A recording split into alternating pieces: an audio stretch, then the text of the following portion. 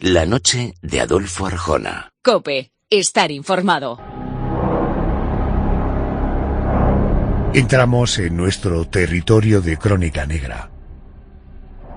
Abrimos un expediente que no te va a dejar indiferente. La noche de Adolfo Arjona. COPE. Estar informado.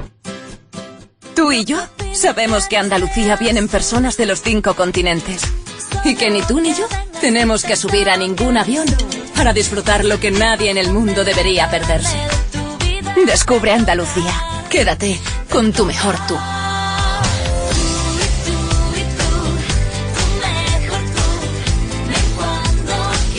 Consejería de Turismo y Deporte, Junta de Andalucía, campaña financiada con fondos FEDER. Contacta con nosotros. lanochearjona@cope.es y en Twitter @arjonaadolfo. Contacta con nosotros. lanochearjona@cope.es y en Twitter @arjonaadolfo. La noche de Adolfo Arjona. COPE. Estar informado.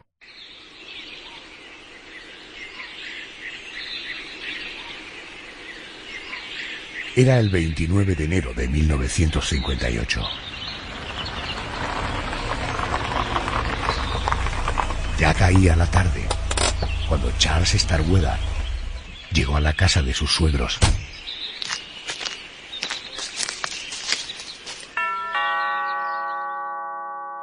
El matrimonio Fugate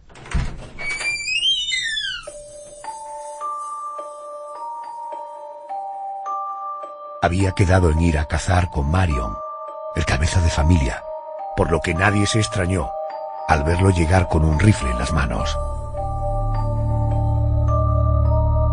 En la vivienda se encontraba el propio Marion, su esposa Belda y su hija pequeña Betty. La situación comenzó a tensarse cuando Belda acusó a Charles, equivocadamente, de haber dejado embarazada a su hija Carol. Marion, defendiendo a su esposa, se enfrentó al joven. Él levantó el rifle, apuntó a la cabeza de su suegro y disparó.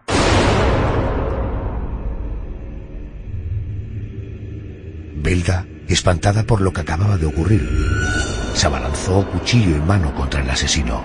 Charles le dio 2 disparos en el pecho y después, cuando yacía en el suelo, la remató golpeándola en el cráneo con la culata de su rifle. La pequeña Betty no corrió mejor suerte. Al escucharla gritar, Charles Starkweather la apuñaló en el cuello y la dejó morir desangrada. Después, envolvió los cuerpos en sábanas y los escondió en diferentes lugares de la casa. Limpió la sangre y perfumó las habitaciones.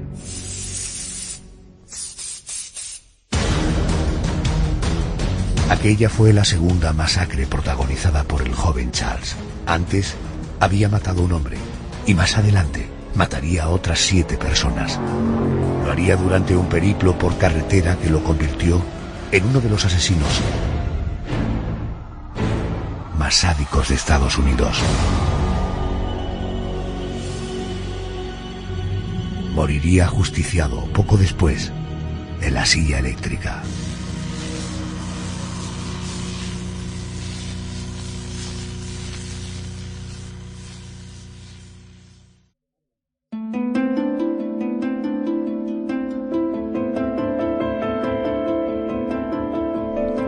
José Manuel Frías, buenas noches. Buenas noches, Adolfo. Bueno, esto es a grandes rasgos.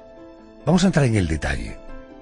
Es importante que la crónica negra de esta noche intentes compatibilizarla lo menos posible con cualquier otra cosa. Ve quedándote con la movida, porque es una historia compleja. Si estás atento, va a ser fácil. Hay muchos personajes y sobre todo hay mucha sangre y muchos asesinatos. Además, esta crónica negra plantea un dilema de calado social. El protagonista de la historia, este asesino en serie, era un adolescente que no había cumplido siquiera los 20 años. se hacía acompañar por su novia, de solo 14, que fue testigo y cómplice de 11 asesinatos, entre ellos el de su madre, el de su hermana y el de su padrastro. Supongo, José, que una vez más estamos ante el perfil de un asesino que no tuvo una infancia precisamente fácil. Pues sí, aunque como siempre decimos, porque es una evidencia, una infancia complicada no tiene por qué ser el detonante de una vida de adulto enfocada a la delincuencia o al asesinato. De hecho, hay miles de personas que han nacido, que han vivido en un entorno de pobreza o en un entorno de malos tratos y su comportamiento una vez adultos ha sido ejemplar o cuando menos ha sido normal. Eso sería lo normal, pero hay garbanzos negros que generan demasiado ruido y uno de ellos precisamente es nuestro protagonista. Es el caso de Charles Starkweather, nacido el 24 de noviembre de 1938 en el estado de Nebraska, concretamente en un pequeño barrio, un barrio humilde llamado Lincoln. Él era hijo de Guy y de Helen y era uno de los 8 hijos de este matrimonio. A Guy, carpintero de profesión, era habitual encontrarlo borracho y eso provocaba que tuviera un comportamiento, podríamos decir, poco ejemplar con sus hijos. De hecho, con Charles, que era uno de ellos, siempre tuvo muy mala relación. El padre de nuestro protagonista, de Charles Starkweather, sufría de artritis. Eso le impedía trabajar con regularidad. Por eso su madre Helen trabajó como camarera en diferentes locales para llevar dinero a casa. Ella se convirtió en la cabeza de familia. Por aquel entonces, Charles tenía 8 años. Con ella, con su madre, siempre se llevó bien. Realmente la quería. Empiezan los problemas. José Manuel, ¿cuándo empezaron los problemas que cambiaron su actitud? Pues fíjate, Adolfo, no fue excesivamente pronto porque a pesar de esa situación que acabamos de explicar, el ambiente en casa todavía, por esa época, en su más corta infancia, no era del todo tenso. Charles, de hecho, recordaba esa época de su vida pues con cierto cariño, recordaba los juegos con sus hermanos o incluso las veces que ayudaba a su madre en las tareas del hogar o también cuando salía a pescar con su padre. Se podría decir que todo comenzó cuando entró en la escuela elemental de Saratoga en el año 1944. ¿Este chico sufrió acoso escolar? Sí, pero fíjate que ese acoso no solamente venía de parte de sus compañeros, sino que incluso fue peor. Desde el primer momento recibió burlas por parte de otros niños, sobre todo por su dificultad al expresarse, pero es que incluso el profesor lo humillaba con sus comentarios.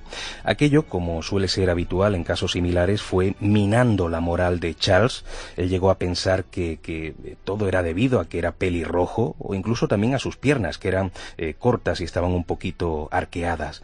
Y así fueron naciendo en él unos complejos que le hacían muy complicado el día a día. Y a todo esto tenemos que sumar también sus problemas de visión. Él desde su asiento en clase, por ejemplo, no era capaz de leer lo que el profesor escribía en la pizarra. Eso sí, hay que aclarar que era un muchacho muy inteligente, pero su manera de enfrentarse al mundo le limitaba bastante. Podía notar cómo mi corazón se iba llenando de odio y de rabia. Así se expresó Charles Starkweather en su diario personal poco después de enfrentarse a puñetazos a un chico que se había burlado de él delante de todos. Esto de las peleas, José Manuel, parece que fue una constante en sus años de estudiante, ¿verdad? Una constante que además fue empeorando con el paso de los años. Él llega un momento en el que se aficiona tanto a las peleas que hay otros jóvenes del entorno que lo buscaban un poco pues para medir sus fuerzas con él. Y así fue como conoció a Bon Bon Bush, un compañero del instituto que tenía 15 años como él. Pero fíjate, lo que empezó con un enfrentamiento, lo que empieza con una simple pelea, termina con una buena amistad. De hecho, Bon era una de las pocas personas con las que Charles se mostraba comunicativo. Hay que decir que con el resto de compañeros actuaba siempre de una manera fría y distante. En 1954, a los 16 años, Charles Starkweather dejó los estudios y comenzó a trabajar en un almacén de papel. El dueño del negocio pensaba que sufría algún tipo de retraso. Sintió lástima y lo contrató. Tiempo después, cansado de sus jefes, dejó aquel empleo y comenzó a trabajar recogiendo basura por unos cuantos dólares a la semana. Es por estas fechas cuando nuestro protagonista empieza a delinquir, ¿verdad? Sí, concretamente un año después, cuando tuvo una discusión muy fuerte con su padre y decide marcharse de casa y se va precisamente a vivir con Bob, este amigo del instituto del que hemos hablado antes. Y se dio la coincidencia de que los dos eran amantes de los coches, amantes de las carreras, y solían ir muy a menudo al circuito de Capital Beach, que se encontraba en la misma Nebraska, y allí no solamente veían correr, sino que alguna que otra vez, no siempre, ellos mismos participaban en esas carreras como pilotos.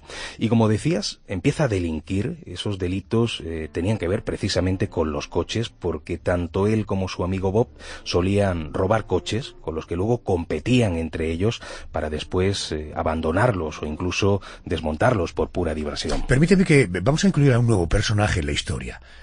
Un personaje que luego se convertirá en un personaje fundamental. La novia. La novia de Charles, que además la conoce a través precisamente de este amigo, ¿no? Sí, efectivamente. Este compañero, Bob, comienza a salir con una chica llamada Barbara Fugate, y ella tenía una hermana, Carrie Lam, de 13 años por aquel entonces. Y bueno, parece que Charles y ella se conocieron, empezaron una relación, pero hasta ese momento él no había tenido ninguna historia con ninguna chica porque todas la veían como un tipo raro. Pero fíjate, en ese sentido, Carrie Lam Fugate era pues casi perfecta, porque no le preocupaba que su novio no tuviera oficio ni beneficio, e incluso parece que se sentía en cierto modo atraída por ese aspecto un tanto rebelde y por esas constantes fantasías que deambulaban por la mente de Charles. Charles Starkweather siempre defendió su relación con Carrie Lam, a pesar de que los padres de ella lo consideraban demasiado mayor para su hija, y que los padres de él pensaban que su novia lo llevaría por el mal camino. Charles tenía claro que no se iba a separar de ella. Tanto es así que en una ocasión, cuando descubrió que otro chico rondaba a su novia, lo buscó y lo amenazó con cortarle el cuello si no la dejaba en paz. Después de pasar una temporada con este amigo suyo, con Bob, Charles vuelve a casa de sus padres, pero se marcha ya definitivamente, ya no había vuelta atrás, poco después. ¿Qué es lo que ocurrió? Pues el motivo en este caso fue la propia Carrie Lam. Parece que el padre de Charles solía dejarle el coche a su hijo, él lo usaba para salir con su novia, pero siempre le ponía una condición. La condición era que Carrie nunca lo condujera. Pero parece que en una ocasión Charles se salta esa norma, por supuesto sin que su padre se enterara en un principio, pero Carrie tuvo un pequeño accidente con el vehículo. Esa noche, de finales de verano de 1957, parece que Guy dio tal paliza a su hijo que aquello provocó que saliera por una ventana, o sea, cayó desde la primera planta. Ese día Charles decidió irse de casa para siempre, lo cumplió. En las primeras semanas vivió en casa de su amigo, de Bob, que además acababa de casarse por aquel entonces con Bárbara, y después alquiló una habitación en el mismo edificio. Supongo que sin oficio ni beneficio le resultaría difícil defenderse, sobrevivir, ¿no? Sí, le fue muy complicado, y más si tenemos en cuenta que a Charles le gustaba eso de aparentar, le gustaba agasajar a su novia con regalos caros, y obviamente para eso le hacía falta dinero. Y fue a partir de ese momento cuando decide dedicar su vida a la delincuencia. Incluso estaba un poquito influido por las novelas, por el cine. Él, se puede ver en algunas fotografías, llega a imitar el peinado, a imitar la forma de vestir de James Dean en esa famosa película Rebelde sin causa. Y aunque en la mente de Charles Starkweather rondaba la idea de robar un banco, decidió comenzar por algo un poquito más sencillo, un pequeño atraco a la estación de servicio de Crest en el norte de Lincoln. 1 de diciembre de 1957. 3 de la madrugada. El joven Charles Starkweather entró en la estación Crest, donde había en ese momento un solo empleado, Robert Colbert, de 21 años. Charles compró un paquete de tabaco, se quedó merodeando para estudiar el entorno y después se marchó. Volvió poco después para comprobar que nadie más vigilaba en la zona. Y en esa ocasión compró un paquete de chicles y volvió a marcharse. Pero regresó por tercera vez. Sí, y además iba con los complementos idóneos para un robo de novela, y de novela clásica, porque llevaba la cara tapada con un pañuelo, casi como las películas del lejano oeste, iba con un gorro que escondía su pelo pelirrojo, y nada más plantarse delante de Robert le obligó a meter en una bolsa el dinero, unos $100, mientras lo amenazaba apuntándole con una escopeta.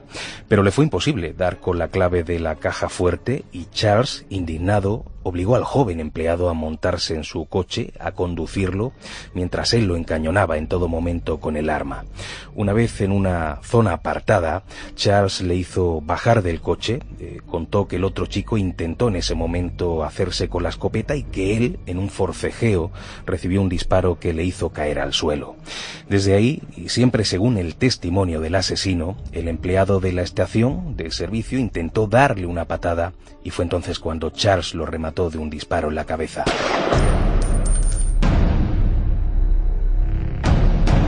Con aquel dinero, Charles Starkweather pagó lo que debía del alquiler de su apartamento y dejó su trabajo como recogedor de basura.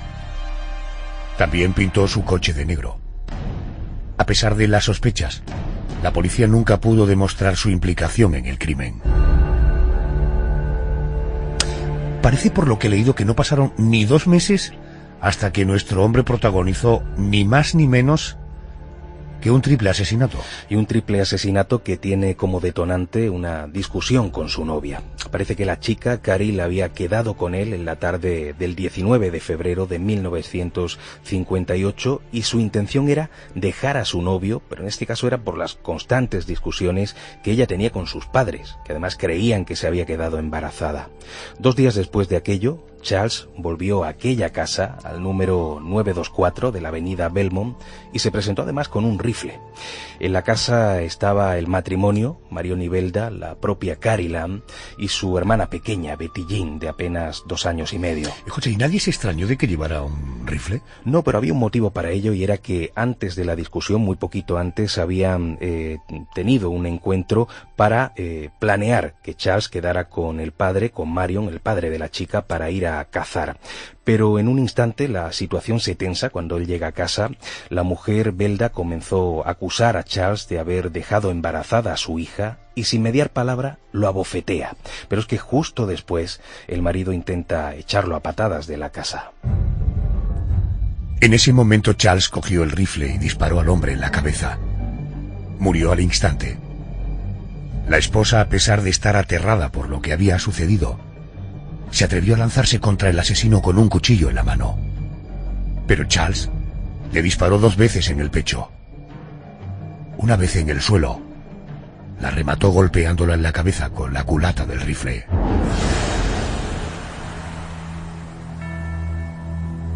Con Betty Jean, la hermana pequeña de su novia, tampoco tuvo contemplaciones. La niña no dejaba de gritar. Charles cogió el cuchillo que había soltado su suegra y apuñaló a la niña en el cuello. Murió desangrada.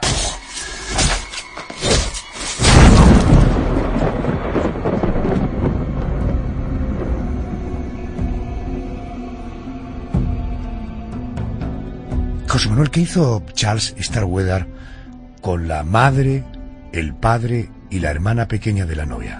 Pues la verdad es que para ser su segundo crimen fue bastante minucioso. Primero los envolvió a todos con sábanas, a Marion lo arrastró hasta el gallinero, donde lo dejó medio escondido, y a la mujer y a su hija pequeña las trasladó a un cuarto de baño exterior que apenas tenía uso.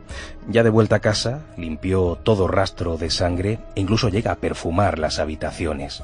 Una vez que se dio cuenta de que todo estaba en orden, llamó a la compañía de transporte en la que trabajaba Marion como vigilante de seguridad para decir que el hombre estaba enfermo y que no iría a trabajar hasta que pasaran unos días.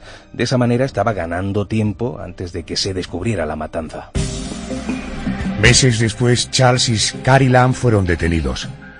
Él aseguraba que su novia presenció los asesinatos y que incluso colaboró, pero ella mantuvo que en aquel momento estaba en la escuela y que al llegar a casa y no ver a su familia, pensó que habrían salido de viaje. ¿Cuál es la versión que se consiguió demostrar? Bueno, todo hace indicar que Carrie Lam sabía bastante, porque no es normal que se tomara también la ausencia de sus padres, de ser cierto su testimonio, y además a partir de ese momento la pareja pasó casi una semana en aquella casa y, hombre, suena extraño que la chica nunca descubriera los cuerpos ni se hiciera ningún tipo de pregunta. Tenemos 4 asesinatos: el padre, la madre, la hermana pequeña y el tipo al que atracó. Atención. ¿Qué hicieron durante esos días, entre la muerte de los padres de ella y la hermana y la detención? Pues estuvieron conviviendo en aquella casa, en la casa de Carrie, prácticamente viviendo como si fueran marido y mujer, aprovechando además el dinero que Marion guardaba en casa y con el que compraron suficiente comida para aquellos días. Eso sí, estuvieron a punto de ser descubiertos cuando recibieron la visita de Bob y de la hermana de Carrie Lam, de Bárbara. La chica parece que estaba muy preocupada, como era lógico, porque hacía días que no sabía nada de sus padres ni de su hermana pequeña. Al llegar vieron un comportamiento un tanto extraño en Carrie, llegaron a llamar a la policía, pero fíjate, después de la visita de un par de agentes, como ellos no encontraron nada, se marcharon y esa situación se calma de nuevo. El propio Charles explicó a Bob y a Bárbara que el matrimonio y la niña habían salido de viaje para tratarse de una gripe muy contagiosa. Los cuerpos fueron descubiertos poco después, cuando Bob, su amigo, y el hermano mayor de Charles se acercaron de nuevo a aquella casa. Bob no había quedado convencido con las explicaciones sobre el paradero de sus suegros. Buscaron por la casa y fue cuestión de poco tiempo que encontraran los cadáveres. Para entonces, Charles y Carrie Lam ya no estaban. ¿Se sabe dónde fue la pareja? Sí, ellos habían sido muy listos porque desde el momento en que recibieron la primera visita, la visita de Bob y de su mujer, tanto Charles como su novia se dieron cuenta de que estaban en peligro.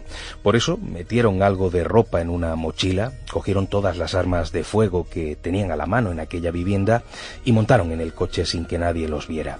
Desde allí tomaron la carretera hacia el sur, hacia una pequeña comunidad que se llama Bennett. Hasta aquí estamos ante un asesino. Atención. Comienza el viaje que haría tristemente célebre a Charles Starkweather. Efectivamente, aunque el primer percance lo tuvieron a las pocas horas, el coche quedó atascado en un lodazal de un camino además rural junto a un colegio abandonado, y fue entonces cuando Charles recordó que cerca de allí existía la granja de un viejo amigo de la familia, de August Meyer, y bueno, allí se dirigieron a pie, y al llegar Charles le pidió a August que le dejara unos caballos para sacar el coche, para remolcarlo del barro. Cuando el granjero, muy amable, se dio la vuelta para entrar en el establo, no sabemos por qué, Charles le disparó en la cabeza con la escopeta de cañones recortados que llevaba encima. Después, como si fueran simples rateros, tanto Charles como Carrie arrasaron con la casa de este granjero, robando el dinero, la comida, incluso la ropa. Aquella pareja de criminales necesitaba huir antes de que el cadáver de August Meyer fuera descubierto. Pero el coche seguía hundido en el barro. De pronto, ya en la oscuridad de la noche, vieron acercarse un vehículo. Sus ocupantes eran 2 estudiantes universitarios, Robert Jensen y su novia Carol King. Esto fue el inicio de otra nueva matanza, ¿verdad? Lo fue porque aquellos jóvenes que habían aparecido se ofrecieron a acompañar a los asesinos a una gasolinera para que desde allí pudieran pedir una grúa. Pero a medio camino, Charles apuntó a Robert con la escopeta y le obligó a salirse del sendero hasta llegar a un lugar apartado. Allí robó el dinero de sus víctimas y después le pegó 6 tiros en la cabeza a Robert y 1 en la espalda a Carol King. Como siempre, más tarde declararía que lo hizo porque ellos se abalanzaron sobre él, pero por supuesto nadie le creyó. Hubo sospechas de que pudo haber una violación a esta chica que murió, ¿no? Bueno, se sospechó, pero nunca existieron pruebas, vamos a decir, forenses, que fueran concluyentes. Pero sí es cierto que el cuerpo de Carol King apareció completamente desnudo, de cintura para abajo, con la espalda magullada y sucia, como si hubiera sido arrastrado por el suelo embarrado. Además hay otro elemento que hacía sospechar y eran las marcas de puñaladas que tenía en torno al pubis. Puñaladas que, según Charles, hizo su novia por un supuesto repentino ataque de celos. Después de esta nueva matanza, ya por la mañana, la pareja subió al coche de las últimas nuevas víctimas. Huyeron a la ciudad de Lincoln, donde pensaban dar un nuevo golpe en alguna de las muchas mansiones de la zona. Eligieron una. ¿Cuál de ellas? Se decantaron por la de un millonario llamado Lauer Ward, pero él no estaba en casa en aquel momento y fue su sirvienta, Lillian Femme, la que abrió la puerta y se enfrentó al rifle de Charles. Poco después se uniría a la escena la asustada esposa de Lauer, la señora Ward, que rápidamente se imaginó que aquellos eran los asesinos de los que tanto hablaba la prensa últimamente. Charles, como si fuera el dueño de la casa, pidió que le sirvieran el desayuno en la biblioteca mientras apuntaba en todo momento con el arma. Una vez que terminó la comida, apuñaló a la señora Ward por la espalda y la dejó tirada en su cama tapada con una sábana. Es curioso, José, cómo, sabiendo ya por la prensa que la policía los había identificado y que además los estaban buscando, decidieran esperar a que llegara Lauer Ward, el dueño de la mansión, para enfrentarse a él. No solamente es curioso, sino bastante imprudente, pero efectivamente lo esperaron, lo mataron de un tiro en la cabeza y a la sirvienta la apuñalaron y la dejaron desangrarse hasta la muerte. Después, como era habitual en esta pareja, robaron algo de comida, se marcharon en el coche de los Ward hacia el oeste, tomando la autopista 34. El caos se fue apoderando del entorno. La gente compraba armas para enfrentarse a los asesinos, y muchos vecinos se atrincheraron en sus viviendas mientras la Guardia Nacional patrullaba las calles sin descanso. ¿Qué ocurrió cuando, a eso de las 9 de la mañana, cruzaban la frontera del estado de Wyoming? Pues en ese momento decidieron cambiar de vehículo justo al llegar a la ciudad de Douglas porque habían oído por radio que la policía sabía que habían robado el coche de los Ward. En una zona tranquila se encontraron con un Buick en el que dormía un vendedor de zapatos llamado Merle Collison y Charles, como si fuera lo más normal del mundo, lo despertó golpeando la ventanilla para decirle que tenían que cambiar de coches. El hombre, se quedó sorprendido, no hizo ningún caso y en ese instante Charles cogió la escopeta y le disparó 9 veces y fue de esa manera como consiguió el coche que quería. Pero fíjate, Adolfo, aquí ocurrió algo casi de chiste.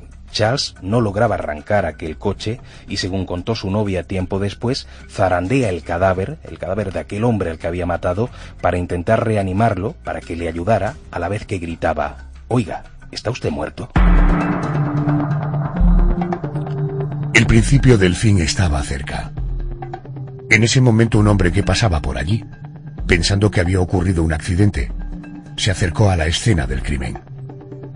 Al ver el cadáver tiroteado y comprobar que el asesino se le acercaba, se enfrentó a él para evitar que le disparara.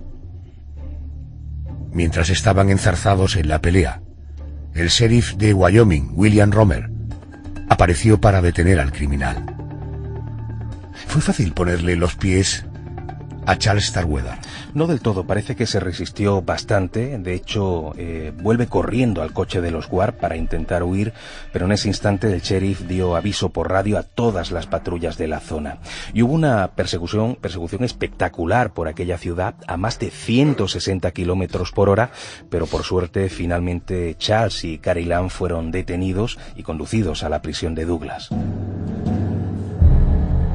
En una carta escrita por Charles desde prisión, mientras esperaba el juicio contra él, decía: «La verdad es que no siento lo que hice, porque por primera vez Carrie y yo nos hemos divertido mucho. Ella me ha ayudado un montón. Y si vuelve, no la odien, porque no tiene nada que ver con los asesinatos. Lo único que queríamos era irnos de la ciudad». ¿Confesó Charles sus crímenes? Sí, no tuvo ningún tipo de reparo en confesar. Su novia, eso sí, fue un tanto incoherente. Unas veces decía que había participado en los crímenes, otras decía que no, pero lo que sí quedó claro, al menos, es que estuvo presente como cómplice en todos aquellos asesinatos. El 5 de mayo de 1958 comienza el juicio. ¿Cómo fue? Pues ellos, tanto Charles como Carrie Lam, se declararon siempre no culpables, pero estaban acusados de 11 asesinatos. Se les procesó por separado y en el caso de Charles, su abogado se decantó por presentar al asesino como un enfermo mental. Ahí lo que buscaba era una salida que lo alejara de un ajusticiamiento de su muerte. Pero Charles se negó, asegurando que nadie iba a recordar en un futuro a un loco, así que se presentó como alguien que siempre había matado en defensa propia. ¿Y siguió defendiendo la inocencia de su novia, de Carrie Lam? Curiosamente no. Estando una vez allí, sobre el estrado, la acusó por primera vez de manera pública, asegurando que había matado tanto como él. Y de hecho pronunció una frase estremecedora. Él dijo: si me van a freír en la silla eléctrica, que Carrie se sienta encima de mis rodillas. Los psiquiatras, por su parte, aunque entendieron que Charles sufría algún tipo de trastorno mental, nunca hablaron de esquizofrenia ni de nada que pudiera impedir que fuera juzgado como un asesino sin escrúpulos. De hecho, tenía una inteligencia, como antes decíamos, muy superior a la media. En definitiva, no estaba loco. El 23 de mayo de 1958, Charles Starkweather fue declarado culpable por el jurado y condenado a muerte. Pero antes de conocer su final, José, ¿qué fue de su novia, de Carrie Lam? Su juicio comenzó un poquito después, el 27 de octubre, y se llegó a la conclusión de que la chica había estado presente en todos los asesinatos y fue condenada a cadena perpetua, pero ingresando en un reformatorio de York, en el estado de Nebraska. Y por lo que cuentan, allí presentó siempre un comportamiento ejemplar e incluso continuó con sus estudios. Charles, mientras tanto, esperaba en la cárcel el momento de su ejecución e incluso comenzó a escribir la historia de su vida y se dedicó a pintar. El 25 de junio de 1959, Charles Starkweather, con actitud desafiante, se adentró por el pasillo que le llevaría a la silla eléctrica. Una corriente de 2200 voltios acabó con su vida a las 12 del mediodía. Carrie Lam, a pesar de su sentencia a cadena perpetua y ante las críticas de los familiares de las víctimas, quedó en libertad condicional el 20 de junio de 1976. 2 años antes, una película contó la historia de aquella pareja de asesinos. Su título, Malas Tierras, protagonizada por un jovencísimo Martin Sheen y Sissy Spacek, la protagonista de Carrie. Una película que cuenta la historia de 2 jóvenes sin remordimientos que sembraron su entorno de muerte.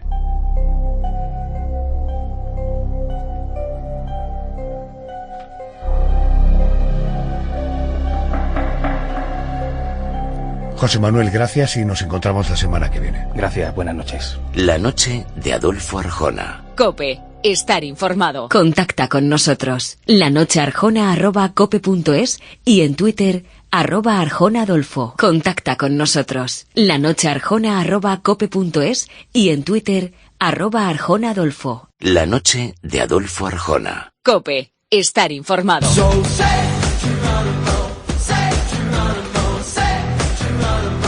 Bueno, nos sacudimos tanta maldad en la crónica negra de esta noche y vamos a un mundo maravilloso de ficción que es el cine y por tanto la cartelera de cine que se estrena este fin de semana y como siempre me acompaña Jerónimo José Martín. Buenas noches. Buenas noches, Adolfo. Me gusta esto de la sección purificadora. Sí, el cine nos limpia, siempre nos limpia, eso lo tengo clarísimo. Bueno, 6 películas, está la cartelera muy interesante este fin de semana, ¿eh? Sí, variada, para todos los gustos, un nivel medio alto y la verdad es que sí, hay de todo, buen rollo, de todo. Oye, una cosa, ¿tú has entrevistado alguna vez, has conocido en persona a Natalie Portman? Yo creo que no, aunque a veces lo digo y luego la he entrevistado o he estado en alguna rueda de prensa, pero yo creo que a Natalie Portman no, pero es una actriz maravillosa. A mí me encanta, además me parece una mujer bellísima, lo que no sé si luego en persona a lo mejor es demasiado poquita bajita, cosa, seguramente ¿no? Es un poco bajita para lo que te imaginas, siempre pasa eso, ¿eh? O Ya. sea que, pero bueno. Desde Beautiful Girls y ya nos enamoró, a mí por lo menos ya me enamoró y me parece una actriz impresionante, vamos. Precisamente ella es la que interpreta, la que protagoniza la primera película de la que hablamos hoy, un drama que se titula Jackie. Me he acostumbrado a que haya una gran división entre lo que la gente cree y lo que es real. ¿Y cómo le gustaría que le recordasen? Debería haber tenido muchos más caballos, más soldados. ¿Por qué hace esto, señora Kennedy? Más lágrimas, más cámaras. Esto hace que parezcamos bárbaros. ¿A ti qué te pasa? ella. No tiene por qué hacerlo. Desfilaré con Jack. ¡Presenten! Solo si fuese necesario. ¡Armas! Ya no soy la primera dama. Una película que tiene que ver con la época de Pinochet en Chile, dirigida precisamente por un chileno, por Pablo Larraín, ¿no? Sí, efectivamente, porque se centra en los días posteriores, más bien, al asesinato de John Fitzgerald Kennedy en 1963, o sea, justo cuando claro, se conmociona el mundo entero y sobre todo Estados Unidos, y claro, Jackie Kennedy es vista por muchos y tal como la mujer florero, y entonces ella concede una entrevista, que es lo que le sirve a este director chileno, que efectivamente hizo una película titulada No, sobre la campaña de propaganda que hubo contra Pinochet en el año 88. Aquí se centra en el personaje femenino, en el retrato de ella. Es un retrato muy intimista, maravillosamente interpretada por Natalie Portman, con opciones muy singulares. O sea, la música de Mika Levy, por ejemplo, esta música londinense es muy singular, pero le funciona muy bien. El vestuario de Madeleine Fontaine es sensacional, es una de las 3 candidaturas al Oscar que tiene, mejor actriz, banda sonora y vestuario. Ajá. Ya optó al Globo de Oro a la mejor actriz dramática, porque ya está sensacional. Y entonces, mientras va contestando al periodista, que es muy interesante, porque le cuenta cosas que dice, esto no te dejaré nunca publicarlo, esto sí, vas viendo la complejidad de lo que es ser una primera dama con alguien tan popular como John Fitzgerald Kennedy, que iba a dar un cambio, que estaba provocando un cambio generacional, pero cada vez tenía sus sombras, de las que ella es plenamente consciente y va confirmando una tras otra. O sea, que es muy interesante, pero a la vez ella tiene el peso histórico de decir, tengo que darle a mi marido el funeral que se merece. Ese es realmente el conflicto principal de ella. ¿Qué decido y qué no decido cuando toda la maquinaria del poder se está volviendo en contra y está mostrando más bien la necesidad de hacer un funeral de quítame estas pajas, o sea, vamos a quitarnos de encima enseguida a Kennedy porque aquí hay muchos problemas de seguridad, y ella dice, no, señores, ha sido un presidente histórico y se merece un funeral histórico, aunque yo tenga niños pequeños y aunque me critiquen por eso. Es muy interesante la película, además tiene un contrapunto católico a través de un personaje espléndidamente interpretado por John Hart, que por cierto ha fallecido hace nada, y secundarios magníficos como Peter Sarsgaard y como Billy Crudup. Con lo cual queda una película que no es nada convencional, no es nada académica como todo lo que ha hecho Pablo Larraín, que mezcla de vez en cuando fragmentos documentales de primera fila, que acompaña a la vez con recreaciones filmadas como si fueran filmaciones de esa época, ya con los actores en ellas, y funciona muy bien, la verdad.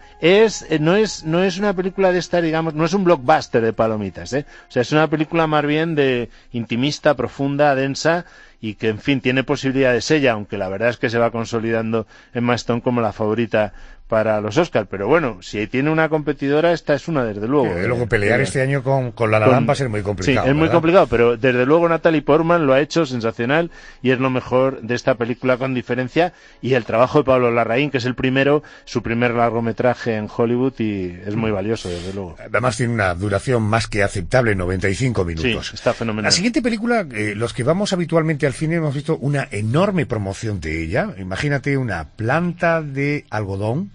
Y si te digo además el título, inmediatamente seguro que vas a ver el color de la peli. Se llama El nacimiento de una nación. Glorifiquen a Dios con sus gargantas y empuñen la espada de 2 filos para vengarse de los pueblos y castigar a las naciones y atar con cadenas a sus reyes. Esta es la victoria de tus fieles. ¡Aleluya! ¡Aleluya! ¡Cantémosle un himno nuevo! Es increíble el alarde en el doblaje cuando hay secuencias como estas, qué fuerte. Bueno, vamos a ver, El nacimiento de una nación, 119 minutos de una película que nos cuenta ¿qué?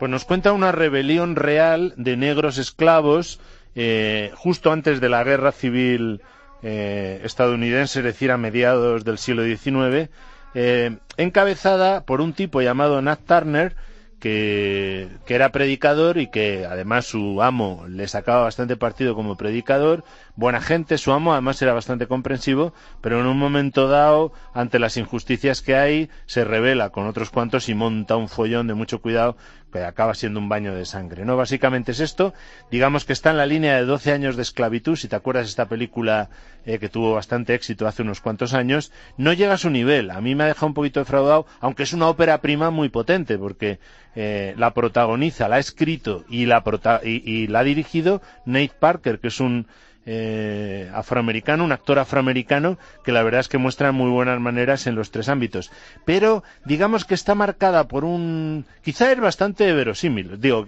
quizá es histórica, pero es tan duro todo, es tan violento, es tan Antiguo Testamento, sin nada de caridad, perdón, comprensión, o muy poquita en un lado y en otro, que a veces me da la impresión de que es un poco panfleto, ¿me entiendes? No digo que lo sea, porque habría que conocer muy bien los hechos históricos. Desde luego en Sundance consiguió los premios a Mejor Película y Premio del Público, pero allí vaticinaban que iba a tener una gran carrera en los premios gordos, es decir, en los Globos de Oro y en los Oscars, y no la ha tenido. Con lo cual yo creo que es por eso, porque le falta esa sutileza o esa riqueza de miradas o esa hondura moral y dramática que sí que tenía 12 años de esclavitud. Pero es una película valiosa, sí, sobre todo como ópera prima y como película dramática, claro. Bueno, siguiente que tenemos, dirigida, el guión y la dirección es de Paco Arango, una peli que también estamos viendo muchos carteles en muchos sitios de nuestras ciudades. El título de la película, Lo que de verdad importa. ¿Qué están haciendo aquí? ¿Por el anuncio? ¿El curandero? Oh, yo tengo artritis. Mire, yo tengo el azúcar por las nubes. Yo soy una fábrica de piedras en el riñón. Esto debe de ser un error. Yo arreglo aparatos eléctricos. ¿Lo dice el anuncio? El curandero lo arreglo todo. 113 minutos, ¿de qué va esta película? Cuéntame la sinopsis. Pues mira, es la historia de un curandero, que así es como llama su empresa, un tío que es un mecánico realmente, o sea, que arregla aparatos eléctricos, es un mujeriego, un pierna de mucho cuidado. Y entonces uno de su familia, que más o menos le mantiene, pues está en la quiebra su negocio, le dice, mira, te voy a pagar el viaje, tú estás aquí en Londres o estás en Inglaterra, te vas a ir a Nueva Escocia, a una casa que tengo yo allí, y allí reinicias tu vida e intentas no ser tan impresentable. Y efectivamente ella monta su negocio y como le ponen como el curandero sin especificar de qué, se le presenta gente y descubre que tiene un don que no depende de él, que es sobrenatural, digamos, o preternatural, y entonces eso le plantea un dilema, sobre todo cuando en su vida se cruza una chica con cáncer. Que ahí es donde entra la vinculación personal con el director y guionista, que es Paco Arango, fundador de la Fundación Aladina, que se dedica fundamentalmente a tratar a niños con cáncer en el Hospital del Niño Jesús de Madrid, que tiene acuerdos con un montón de iniciativas de todo el mundo, también con la Fundación Lo que de verdad importa, y la película que se iba a titular El curandero se ha titulado al final Lo que de verdad importa, y el 100% de sus beneficios van a ir para pagarle a los chavales campamentos de los que organizaba Paul Newman en Estados Unidos. Ah, qué bueno. Chavales con cáncer. Qué bueno. La peli es estupenda, no es tan redonda y tan rotunda como la anterior de Paco Arango, que era Maktub, que a mí me pareció una película sensacional, con ese tono divertido, dramático de la vida misma, porque él siempre ha contado, y lo ha contado esta semana también aquí en la COPE, como cuando uno va a una unidad de cuidados paliativos, incluso de chavales que saben que van a morir, te sorprende no solo la tristeza a veces, lógica, sino también la alegría, porque no pierden la vitalidad, muchos encuentran el sentido al sufrimiento, las familias pues dicen lo que vivamos vamos a vivirlo muy bien, y claro, las experiencias que te cuentan son conmovedoras. Aquí está muy bien tratado el tema de un modo amplio, es decir, o sea que es para creyentes y no creyentes. Se habla también de Dios, de la vocación, de la providencia divina y la libertad humana, del sentido cristiano del sufrimiento, sin ocultar que el tío es bastante impresentable y que tiene a lo largo de la película un arco de desarrollo que es muy original. Y la verdad es que a mí me ha gustado bastante, no tanto como Maktub, pero porque Maktub me entusiasma, he hecho 18 Cineforum de Maktub. ¡Qué barbaridad! Y desde luego con Paco Arango da gusto hablar, porque es un tipo, además, también con una trayectoria, digamos, que ha evolucionado mucho a lo largo del tiempo. Él empezó siendo cantante, luego hizo las series Aladina y El Inquilino, y ahora está volcado full time en la atención a chavales con cáncer, lo cual le honra, y en fin, vale la pena ir a ver lo que de verdad 18 importa, Cineforum de verdad, ¿o es una manera de hablar? No, la verdad es que lo he dicho así un poco al tuntún, pero si me pongo a contar, es probable que haya hecho 18 o más, porque me encanta esa película, y que no la conozca Maktub, que la consiga en DVD, porque es una película estupenda, con un reparto sensacional. Está ahí Aitana Sánchez Gijón, está Diego Peretti, el cómico bueno, no nos vayamos de la cartera. Maktub, o sea, sería una recomendación al margen de la cartera. Sin duda, en DVD, para completar la visión de lo que de verdad importa. Estoy haciendo hincapié en las promociones porque esta que viene ahora es otra película que también ha sido extraordinariamente promocionada. Su protagonista es Matt Damon. Tiene pinta, pero que es un poco... A mí me ha resultado en la promoción un poco extraña. A ver qué me cuenta el crítico. La duración es 104 minutos de la película La Gran Muralla. Aquí es donde eliges morir. Buena suerte. Quédate y lucha. ¿Crees que te ven como algún tipo de héroe? Yo luchaba por codicia. O por religión. Esta es la primera guerra que me parece digna de luchar. ¿Película alimenticia para Matt Damon o realmente es una peli que mola? Pues mira, las dos cosas, o sea, seguramente es alimenticia para Matt Damon y para Zhang Yimou, que es un pedazo de director impresionante y que no le solemos ver hacer películas de este estilo, y que forma parte de este acercamiento Oriente-Occidente, porque van buscando nuevos mercados Hollywood. Te han hecho una coproducción entre Hollywood y China, y se han cogido al mejor director chino, Zhang Yimou, que nos ha regalado obras maestras como El Camino a Casa o Vivir. Protagonista archiconocido. Y Matt Damon, que está genial. ¿Y de qué va esta película? Pues mira, va de dos comerciantes guerreros europeos que en el siglo XV, en lo típico de la wuxia, que es un género que tienen allí, que es una China mítica medieval, donde también pasan cosas fantásticas, la gente vuela, se pelea y tal, y hay monstruos, ¿no? Y aquí uno es Matt Damon y el otro es un español que le llaman Pero Tobar, que es muy divertido. El actor es el mexicano Pedro Pascal y mete los golpes de humor. Y entonces llegan a la Gran Muralla y descubren que no fue hecha para contener a los mongoles, sino a otra gente mucho más peligrosa, y no te cuento más. Entonces ahí hay un ejército impresionante desplegado y unas batallas brutales en las que tienen una participación muy grande Matt Damon y Pedro Pedro Pascal, que van buscando una cosa, que es el polvo negro, que es la pólvora. Todavía no estaba descubierta en Occidente y tal. Bueno, esto no tiene ninguna fundamentación histórica y lo que es una aventura impresionante del estilo de las que yo disfrutaba de niño. Son como perrazos, ¿no? Sí, son bueno, sí, son como unos monstruos brutales tremendos, con los que hay que luchar de maneras muy singulares. A mí me ha recordado todo y me lo he pasado como un enano, porque en el fondo es como filmar Capitán Trueno o Jabato, no sé si te acuerdas, claro, de aquellos cómics españoles, claro, que te ponían a estos dos españoles en situaciones increíbles. Siempre había un personaje cómico, Goliat o Crispín, pues aquí es el personaje de Pero Tobar, el héroe es Matt Damon, y luego hay unas chinas espectaculares, algunas de las mejores actrices actuales chinas, como Andy Lau. Cuando Jerónimo dice una china espectacular, exactamente lo digo ¿a qué te refieres? En todos los sentidos, o sea, sí, que es guapísima, y que además es una luchadora y tiene una personalidad arrebatadora. Todas las películas de Zhang Yimou, las mujeres tienen una fuerza enorme. Basta recordar las que he citado, cualquier otra. Su primera película era Sorgo Rojo, y ahí descubrió a una de las mejores actrices chinas. En la siguiente descubrió a Zhang Ziyi, que es maravillosa. Gong Li, Zhang Ziyi, las grandes estrellas chinas las ha descubierto todas Zhang Yimou. ¿Se deja ver esta película? Sí.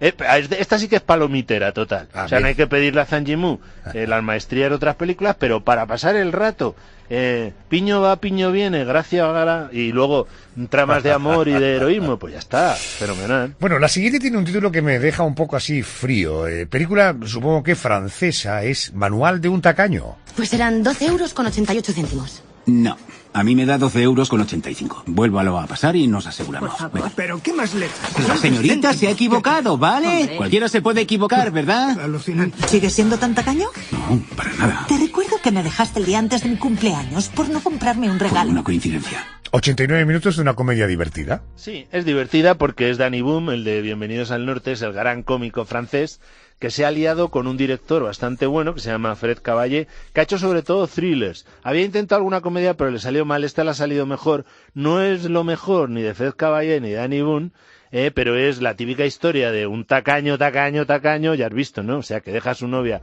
el día antes de su cumpleaños para no regalarle nada. Pero que se vuelve a enamorar y, claro, el amor es caro. Y quieras que no, ahí tiene que hacer una evaluación. Tiene golpes bastante divertidos, No es la sutileza de película ni de comedia, pero está bastante bien. Correcto, cerramos con un thriller, Legionario. ¡Alicia! Tiene que estar ahí. ¿Qué cojones te pasa? pasa, tío? Esos hijos de puta. ¿A dónde coño quieres ir? ¿Dónde estás? Dice, después de su última misión en Afganistán y tras su fiesta de bienvenida, un soldado español despierta junto al cadáver de una joven que no es su prometida. Esto es el prólogo de la peli, ¿no? Sí, más que el prólogo es un prólogo bélico que te sorprende muchísimo porque está rodado con tal verismo que dices, bueno, aquí se han gastado en helicópteros y tal, y todo ha sido con la ayuda del ejército español, muy poco dinero, y lo han hecho muy bien. Es un debut de Eduardo H. Garza y de su mujer, que es la principal productora, Silvia Vivanco, de la película. Y luego hay una trama de intriga con las consecuencias psicológicas dramáticas después. Funciona mejor la parte bélica, que es más corta, que la intriga, pero la intriga está muy bien. No está mal, bien rodada, buena planificación, es bastante violenta, un poco sórdida y un poquito confusa, porque claro, el tío está muy afectado psicológicamente. Pero es valioso, hay que apuntar este nombre, porque si no en esta, en otra va a hacer una buena película, desde luego. ¿Qué facturaron las pelis el fin de semana pasado? Vamos a dar una vuelta por la taquilla. Jerónimo, ¿cómo funcionaron los estrenos el fin de semana pasado? Pues mira, arrasó, como era de prever, 50 sombras más oscuras. Casi 5 millones de euros. Sí, claro, yo creo que es una mala noticia, porque es una peli terrible, pero bueno.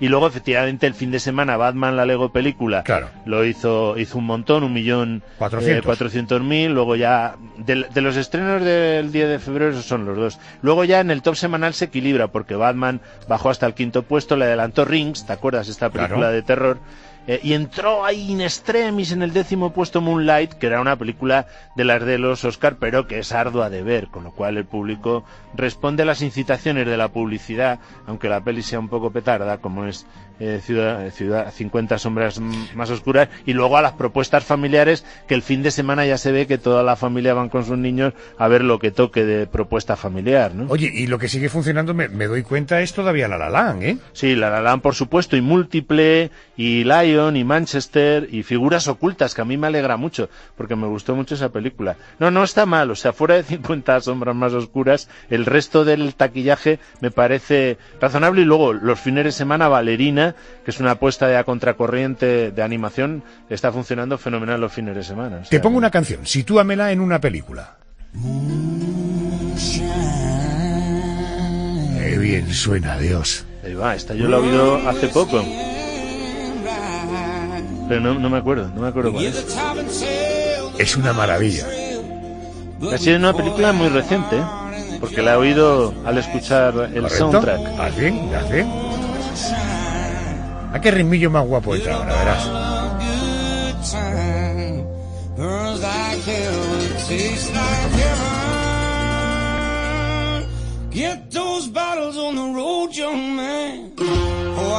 ¡Hey! Es buenísimo.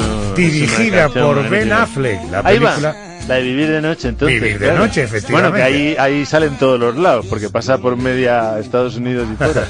Qué buena, sí es verdad, pues mira, country bueno, sí señor. Venga, pues vamos a las noticias y vamos a disfrutar de esta canción. Jerónimo, hasta la semana que viene. Adiós. Chao, adiós.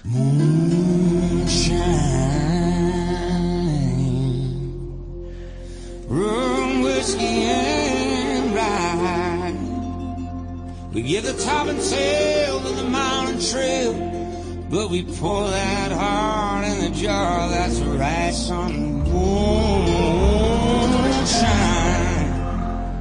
little bottle of good time, burns like hell, but it tastes like heaven. Get those bottles on the road, young man. Oh, I am a bootlegger with a truckload full of moonshine.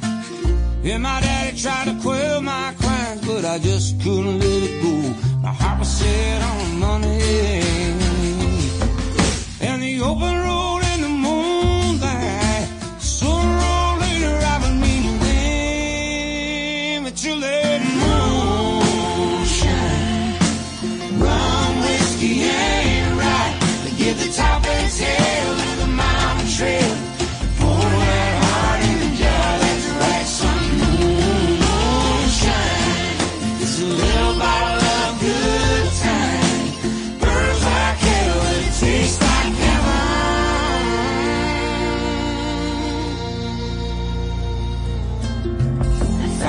myself a lover.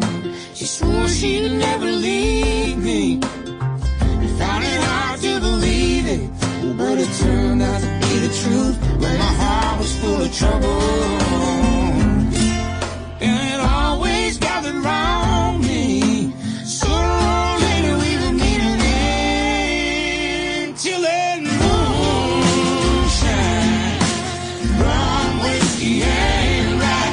Get the top and tail of the mountain trail. Pour that heart in the jar, that's right, son. Moonshine, a little bottle of good time. Burns like hell, but it tastes like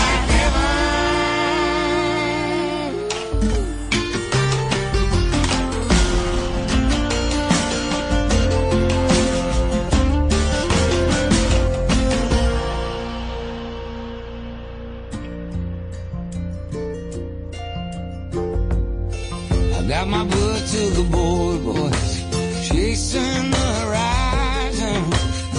Before the sun starts rising, and the moonshine getting low, and our brothers up a backboard. They get you howling at the moonlight, through till the morning, better hold on tight. Sleep all day, 'cause we live by night.